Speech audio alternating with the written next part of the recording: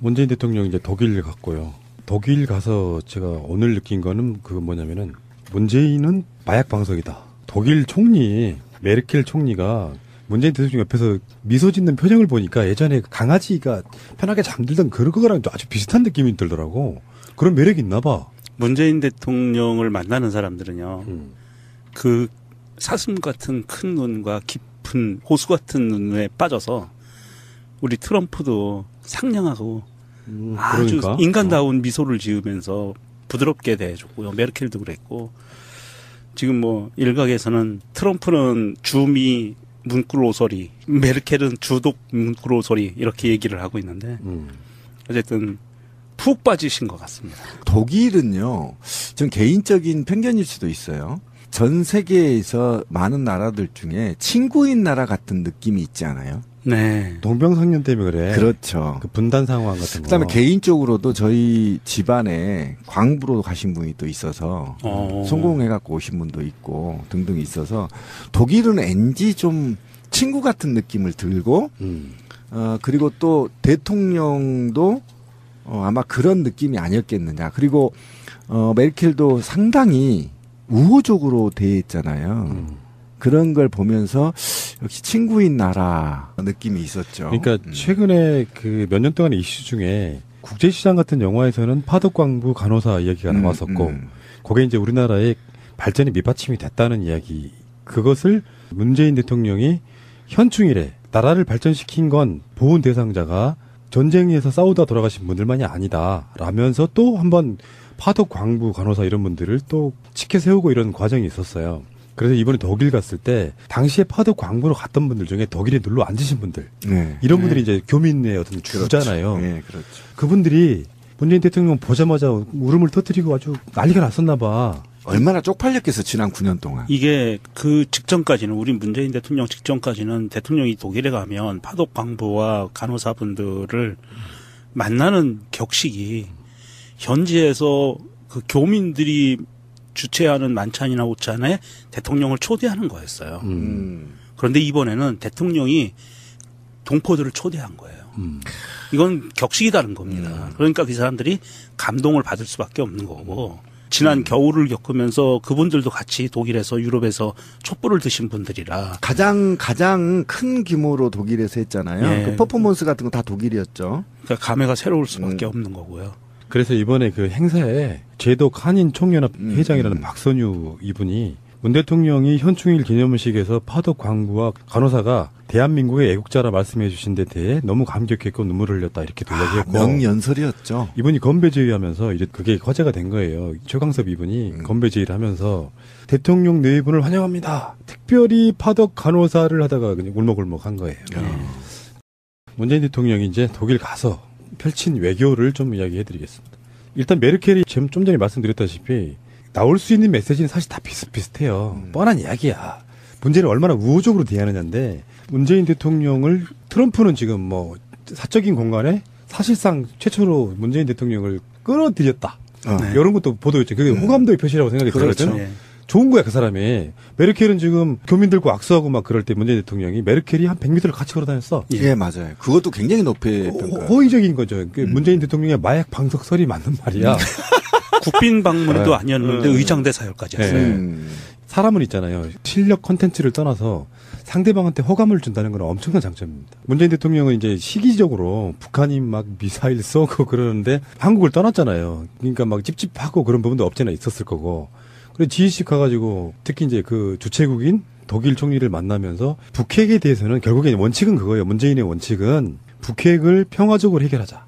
네. 거기에 대해서 이제 G20들이 모였으니까 이번에 G20 모였을 때 북핵에 대한 제재랄까 이런 거를 확실하게 해놓자라는 게 문재인 대통령의 생각입니다. 독일이 의장국이기 때문에 이번에 G20 의장국이기 때문에 메르켈 총리를 가장 먼저 만났고요. 그러면서 시진핑도 만나고 뭐 아베도 만날 거고 다 만날 건데 만나면서 문재인 대통령의 메시지는 간략해요. 평화적인 방법으로 북핵은 해결할 거다. 그런데 지금 당장은 김정은이가 너무 뻘짓을 하니까 그 부분에 대해서 국제적으로 G20이 같이 연대해서 김정은에게 압박을 좀 넣어주는 것에 대해서 의견 일치된 모습을 보여주면 고맙겠다. 요 메시지인 것 같아요. 지금 이제 메르켈도 만났지만 시진핑과 처음으로 만난 상황이거든요. 그러니까 그 전에 문재인 대통령 되자마자 사드 문제 때문에 네. 그 특사로 중국을 파견했었잖아요. 네. 이해찬 전 총리가 가기도 했고. 중국, 러시아를 동시에 보냈어요. 그러면서 사실 우리도 중국에 대해서 생각하고 있다. 일방적으로 박근혜 때와는 다르게 미국만 편들지 않는다는 그 메시지를 계속 보냈었고요. 이 시진핑 자체도 내가 봤을 때 박근혜 대하듯 하지는 못할 거라는 생각이 좀 들고, 시진핑은 애초에 박근혜에 대해서는 굉장히 예우를 하면서 미국으로부터 좀 띄어내려고 나름대로 노력을 했던 부분이 있는데 박근혜 일방적으로 미국 편 들어서 중국 관계가 지금 사실상 파탄에 가까워서 사드 보복이라는 게 엄밀히 따지면 사드 자체를 갖고 중국이 화를 낸다기보다는 일방적으로 미국 편 드는 한국에 대한 보복이 사실 내용적으로 가깝지 않습니까? 그래서 지금 문재인 대통령은 일단 원칙적으로 이야기를 한 것 같아요. 사드 배치는 우리나라 주권 사안이다. 그리고 원칙적으로 사드는 중국용이 아니라 북한용이다 이렇게 이야기를 했고요. 시진핑의 표현은 좀 나오겠지만 문 대통령이 2차례 특사를 파견함으로써 한중 관계를 발전시키는데 제 의지에 화답했다. 한중 관계를 개선시키려는 내 자신의 의지를 이제 화답했다. 이번 회담을 기회로 삼아서 양국 주요 관심사에 대해 솔직하게 소통하고 이것을 통해 이해를 증진시키고 양국 관계의 개선 발전과 지역 평화 발전을 수호하기 위해 함께 노력하겠다. 이렇게 얘기를 했는데 지금 사실 한중 관계 현안이 뭐냐면요. 문재인 대통령의 어떤 초반 개혁 드라이브에 뉴스가 묻혀서 그렇지 사드에 관련된 보복이랄까 이런 게 굉장히 심각한 정도가 돼서 적자를 본다거나 막 도산하거나 이런 기업들이 이런 게 굉장히 많더라고요. 문제는 이제 이렇게 볼 것 같아요. 환경영향평가라는 것을 빌미 삼아서 일방적으로 미국 편 안 들어준다고 하는 것, 어떤 문재인 정부의 어떤 그런 노력들이 시진핑한테 통할 것이냐 안 통할 것이냐 이런 부분이고, 시진핑도 구체적으로 사드 배치 철회해 이렇게 말하기보다는 외교에서 태도 문제 같은 거 있잖아요. 지금 현재 지금 2기까지는 상관없이 지금 현재 법으로도 설치가 가능하다고 하니까 그렇죠.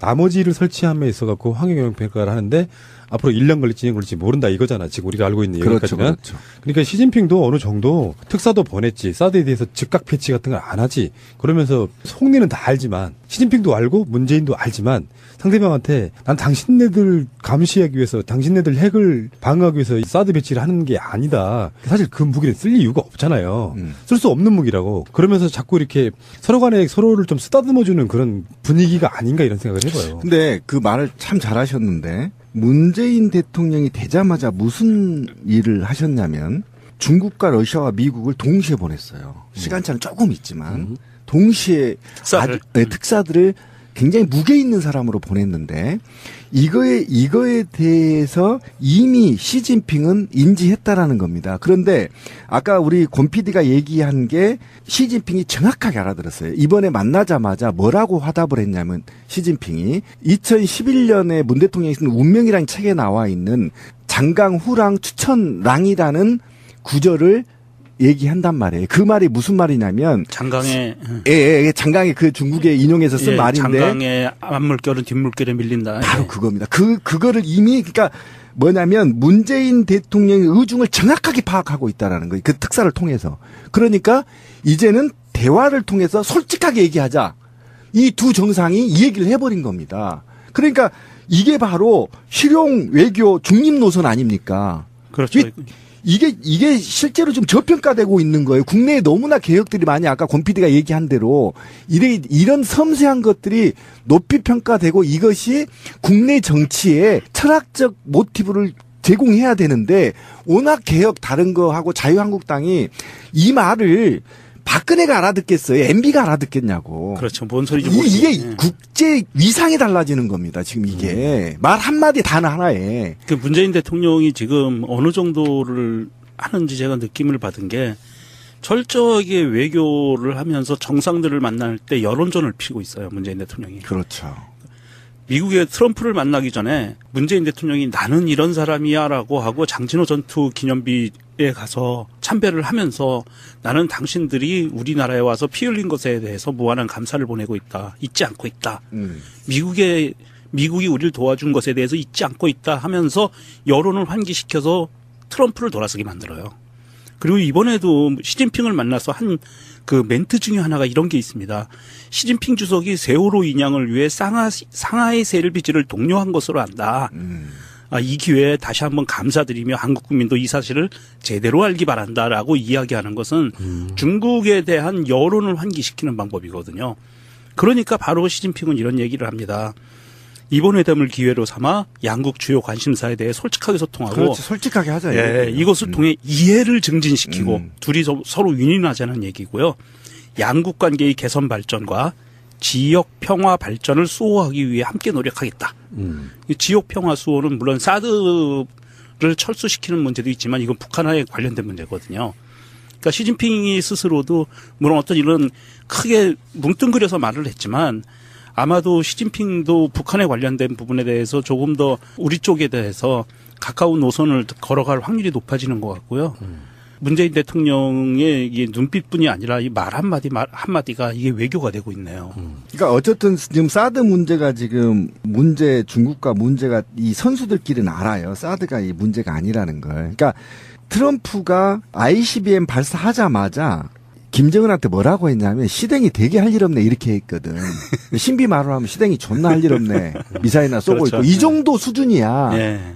그러니까 이미 국제사회는 중국과 미국의 역학관계에 있는 것이지 남한의 언론이나 자유한국당이나 나발 떠는 거지 실제로 지금 북한은 국제사회가 인정을 하는 것이고요. 인정하는 과정이고 이제 인정해 줘야 된다는 겁니다. 그리고 사드는 사실상 북한의 핵을 또는 북한의 미사일을 방어하기엔 수단이 아니라는 걸 다 알고 있어 선수들은. 근데 이거에 관련 정치적으로 어떻게 풀어나가느냐의 문제. 그렇죠. 예. 각국이 이념적으로 엮여 있는 부분을 어떻게 풀어나갈 거냐의 문제를 이번에 문재인 대통령이 시진핑을 만나면서 이제 풀어나가 버렸다는 말이에요. 이게 이제 제가 항상 주장하는 그 태도 전도사 그렇죠. 저 아니겠습니까? 이명박 박근혜는 그런 식이었어요. 내부 정치용으로 써먹기 위해서 미국과 친하다는 걸 강조하는 거예요. 종미 사대 주제들이 굉장히 많은 나라잖아요. 그렇죠. 아직도. 그렇게 써먹다 보니까 실제로 중요할 수 있는 다이어타의 나라들에 대해 소홀한 거죠. 심한 경우는 막상 이권이 관련되어 있는 미국과 중국이 부딪혔을 때 한 번쯤 사드를 배치하려고 하면 중국에게도 의사타진해보고 물어보고 봐주고 사실 저거 써먹을 무기도 아닌데 우리가 배치하려고 하는데 좀 봐줘. 우리가 좀 미국에 굉장히 많은 그 잡혀있는 입장 아니야. 이렇게라도 이렇게 살살거리면서라도 뭔가 그런 게 없었다 보니까 태도가 나쁘니까 실제로 피해는 국민들이 보는 이런 상태인 거거든요. 그 외교에 있어가지고 이런 방식으로 이렇게 다시 돌아가 보면 참여정부 때 그 균형자 같은 역할을 다시 돌아가는 거라고 생각이 들고 예. 실제로 신비님도 기억나실지 모르겠지만 방송 오래 하다 보니까 막 줄 듯 말 듯이라는 외교론이 있었잖아요. 그렇죠. 그 느낌으로 가주면 구애를 할 수밖에 없다니까. 한국이 누구 편 드느냐에 따라서 막 미국이 한국에다가 뭘 주면 중국 입장에서 야 우리도 줄게 하면서 그 외교를 끌어내는 그 역할을 해야 된다는 거죠. 그렇죠. 그 외교는 철저하게 외교는 국익을 위해서 EJ 전법을 써야 되거든요. 예. 그러니까 미국이 사드를 배치하겠다는 압박이 들어오면 살짝 중국 애들한테 이야기를 해서 중국과 미국이 싸우게 만들어야 돼요. 그게 바로 우리나라를 지킬 수 있는 그게 안정되게 갈 수 있는 균형자론이거든요. 어차피 미국은 중국을 견제하려고 그러고 중국은 미국의 세력이 한반도까지 들어와서 사드 배치하는 걸 반대하는 입장이기 때문에 두 나라가 외교적으로 풀 수 있게 우리가 가운데서 중심을 잡아줘야 되는데 박근혜 때 만약에 그 정도만 해줬다면 사드 배치는 안 됐어요. 그럼요. 근데 지나고 보면 참 우리가 멍청하지만 대단했던 것 같아요. 그러니까 김대중 대통령의 동북아 허브, 그 다음에 균형자론, 노무현 대통령이 균형자론을 통해서 어쨌든 북한의 12개 개성공단을 개설해서 북한의 수준을 끌어올린 다음에 문화적, 경제적, 그다음에 정치적 통일을 하겠다. 이게 만약에 지난 9년이 없이 민주정부 참여정부의 철학을 계승했더라면 지금 어떻게 됐을까? 와, 나 진짜 있잖아요. 그러니까 통일됐을 수도 있어요. MB하고 박근혜가 정말 미치도록 찢어주고 싶은 거야. 맞아. 어떻게 사진 찍으러 갔는데 화장실 가고 사진도 못 찍고 이런 사람이 대통령을 지금 나 중국 지금쯤 나 진짜 화가 나가지고 그러니까 그대로 갔다면 지금쯤 북한으로 수학여행도 가능했을지 몰라. 그럴 수도 있어요. 금강산 수학여행. 그리고 지금 자전거 타고 실크로드 갈 수 있었다는 거라는 거야. 그렇지. 에이 씨발. 욕 욕 나오네 진짜. 그래서 더 미워 이 새끼들이. 네. 중국은 외교가 판다 외교인가 봐요. 그러니까 시진핑이 독일 오기 전에 한 달 전에 또 독일 어디 동물원에다가 판사 기증을 했어. 그래서 둘이 시진핑하고 메르켈하고 둘이 가서 판다 보면서 막 좋아 죽겠는 뭐 이런 거 하더라고. 우리나라는 뭘 갖다 주면 판다 한 마리씩 보내면서. 옛날에 우리가 그게 유행했는데 호랑이. 아씨, 우리 호랑이. 그 태백산맥 호랑이 박근혜 대박이었는데. 박근혜 때였죠. 그 시진핑이 우리나라에도 판다를 그랬죠. 보냈었죠. 근데 걔네들이 경제계 그게 캐릭터 돈이 엄청나요. 근데 이 판다가 네, 판다. 중국에서만 서식하는 짐승이거든요. 맞아요. 대나무 처먹고. 예. 예, 예. 아이, 또 처먹지 말고 그냥 이쁘게 먹고. 그런 굉장히 상징성이 있는 동물이라 중국은 그걸 굉장히 활용을 잘하고 있어요. 근데 이소룡이 팬더로 바뀌어버렸잖아요. 그만큼 팬더가 중국에서는 대단한 거야. 그러니까 그게 바로 태도라는 거예요. 우리한테 가장 소중한 걸 주면서 주는 거지. 그게 중국의 문화이기도 하죠. 무슨 뭐 행사 같은 게 있으면 선물을 소중한 거 들고 가서 근데 그런 건데 우리는 뭐 있어요? 나 궁금한데. 그래서 김정숙 여사가 미국 갔을 때 뭘 줬냐 이렇게 봤더니 옷 도자기. 도자기. 공식적인 그 선물은 대부분 도자기가 되게 많단 말이에요. 근데 요즘 우리나라도 도자기 구워요? 그럼요. 아, 그래요? 다 그런 도공들이 있어요? 그럼요. 있구나. 아니요, 궁금해서 물어보고. 그런 고급 문화를 접해본 적이 없으시죠? 네, 그러니까. 우리나라 한반도에서 이루어졌던 도자기 문화는요. 지금 세계적으로 중국 도자기들이 경매 시장에서는 인기를 얻고 있지만 우리나라의 도자기는 굉장히 가치가 뛰어나다고 인정을 하고 있어요. 우아해요. 잠깐만, 내가 궁금해서 그러는데 그럼 우리는 뭐 선물 줄 동물이 없어요? 줄 동물이 몇 개나 남았어요. 다 천연기념물 보호종으로 묶여 있는데.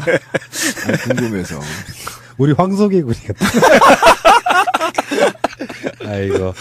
자, 여기까지하겠습니다. 문재인 대통령 외교 잘하고 계십니다. 일킬도 상당히 우호적으로 돼 있잖아요.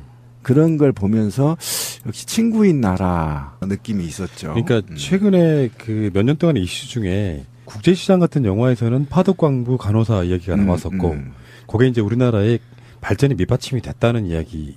그것을 문재인 대통령이 현충일에 나라를 발전시킨 건 보훈 대상자가 전쟁에서 싸우다 돌아가신 분들만이 아니다. 라면서 또 한번 파독광부 간호사 이런 분들을 또 치켜 세우고 이런 과정이 있었어요. 그래서 이번에 독일 갔을 때 당시에 파독광부로 갔던 분들 중에 독일에 눌러 앉으신 분들 이런 분들이 이제 교민의 어떤 주잖아요. 네, 그렇죠. 그분들이 문재인 대통령 보자마자 울음을 터뜨리고 아주 난리가 났었나 봐. 얼마나 쪽팔렸겠어 지난 9년 동안. 이게 그 직전까지는 우리 문재인 대통령 직전까지는 대통령이 독일에 가면 파독광부와 간호사분들을 만나는 격식이 현지에서 그 교민들이 주최하는 만찬이나 오찬에 대통령을 초대하는 거였어요. 그런데 이번에는 대통령이 동포들을 초대한 거예요.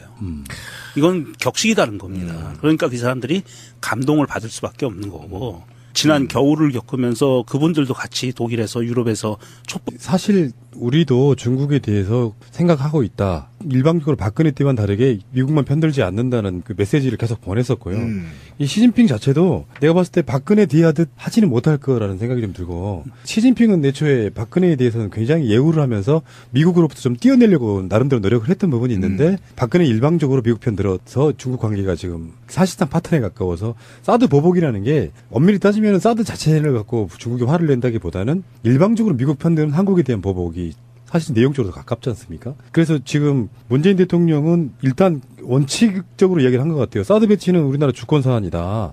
그리고 원칙적으로 사드는 중국용이 아니라 북한용이다 이렇게 이야기를 했고요. 시진핑의 표현은 나오겠지만 문 대통령이 2차례 특사를 파견함으로써 한중 관계를 발전시키는데 제 의지에 화답했다.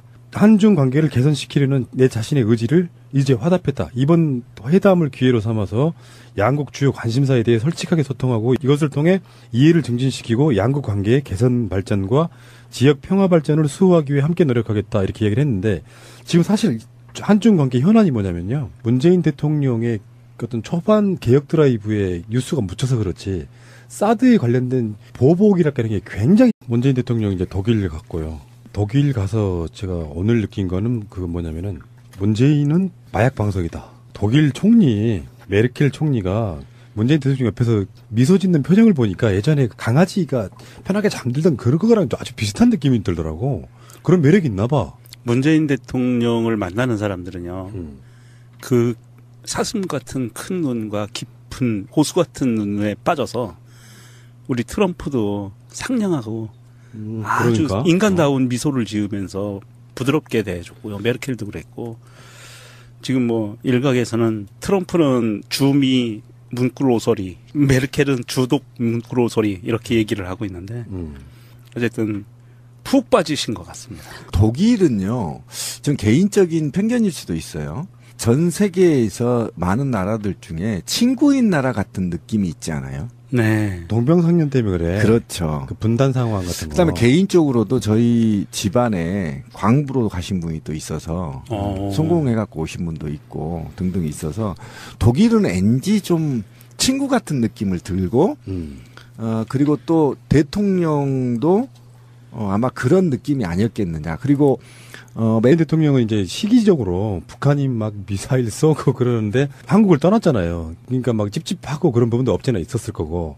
그래 G20 가가지고 특히 이제 그 주최국인 독일 총리를 만나면서 북핵에 대해서는 결국에 원칙은 그거예요. 문재인의 원칙은 북핵을 평화적으로 해결하자. 네. 거기에 대해서 이제 G20들이 모였으니까 이번에 G20 모였을 때 북핵에 대한 제재랄까 이런 거를 확실하게 해놓자라는 게 문재인 대통령의 생각입니다. 독일이 의장국이기 때문에 이번에 G20 의장국이기 때문에 메르켈 총리를 가장 먼저 만났고요. 그러면서 시진핑도 만나고 뭐 아베도 만날 거고 다 만날 건데 만나면서 문재인 대통령의 메시지는 간략해요. 평화적인 방법으로 북핵은 해결할 거다. 그런데 지금 당장은 김정은이가 너무 뻘짓을 하니까 그 부분에 대해서 국제적으로 G20이 같이 연대해서 김정은에게 압박을 좀 넣어주는 것에 대해서 의견 일치된 모습을 보여주면 고맙겠다.